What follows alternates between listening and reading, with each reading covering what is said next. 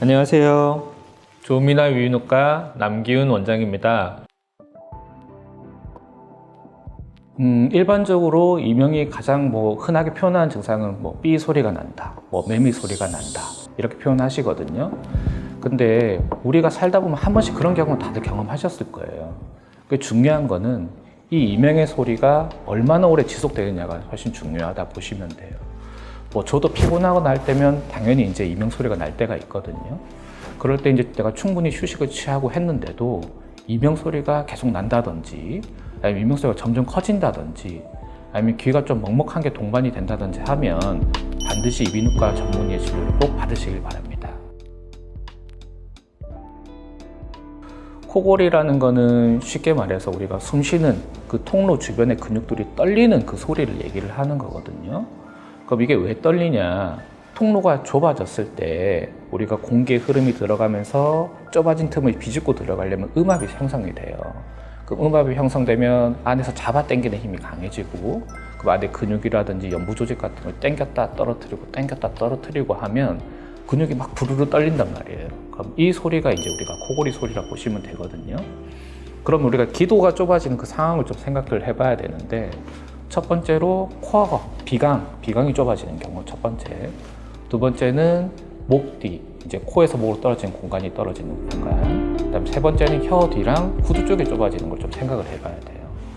코가 좁아지는 거는 쉽게 말하면 코 안에 비중격이 휘었다든지, 아니면 코 안에 혹이 있다든지, 아니면 비용으로 해서 점막이 너무 부었다든지 하면 비강이 좁아지면서 또 우리가 이제 아까 얘기한 코골이가 유발될 수도 있고, 두 번째, 비인두가 좁아지거나 인두가 좁아지는 경우는 편도가 크신 분들, 아니면 목젖이 너무 뒤로 처진 분들, 아니면 조금 이게 체중이 좀 나가셔서 안에 지방이랑 연부 조작이 두꺼워져서 코에서 목으로 떨어진 공간을 굉장히 좀 좁히는 경우, 그렇게 될 수가 있고, 또한 세 번째, 아까 이제 구두랑 혀 쪽을 얘기했는데 혀가 너무 많이 두껍다든지 아니면은 후두개가 너무 뒤로 처진 경우라면은 마찬가지로 코골이가 유발될 수가 있습니다.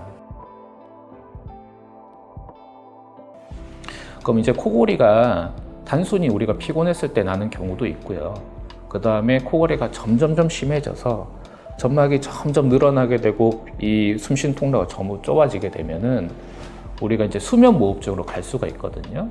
수면무호흡증은 말 그대로 숨을 멈추는 시간이 어느 정도 일정 시간 계속 지속이 돼서 몸의 산소 수치가 떨어질 때까지 그런 정도 유지된다고 보시면 되거든요.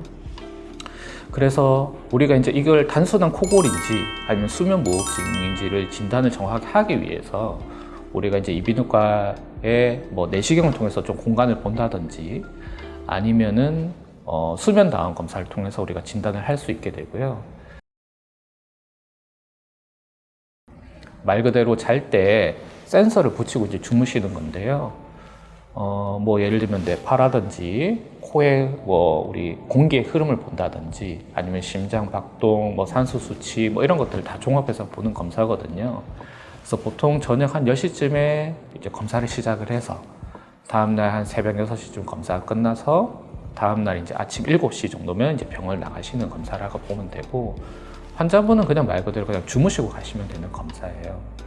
그렇게 되면 우리가 하루 동안의 그 데이터들을 다 분석을 해가지고 수치들을 보게 되는데, 그 중에서 가장 중요한 게 이제 수면 무호흡 수치거든요. 무호흡 수치라고 AHI라는 수치가 있는데, 이 수치가 일정 이상 넘게 되면은 우리가 이제 수면 무호흡증이라고 진단을 내리게 됩니다.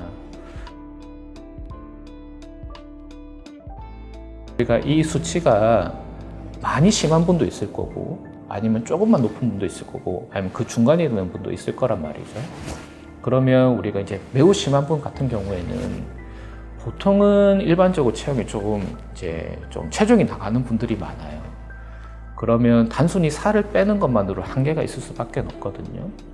그리고 수면 무호흡증이 무서운 게 뭐냐면, 우리가 이제 산소가 떨어지게 되면은 심장에서 이걸 이제 뭔가 위기 상황이라 생각해서 막 급격하게 뛰고 자율신경이 막 항진하게 돼요.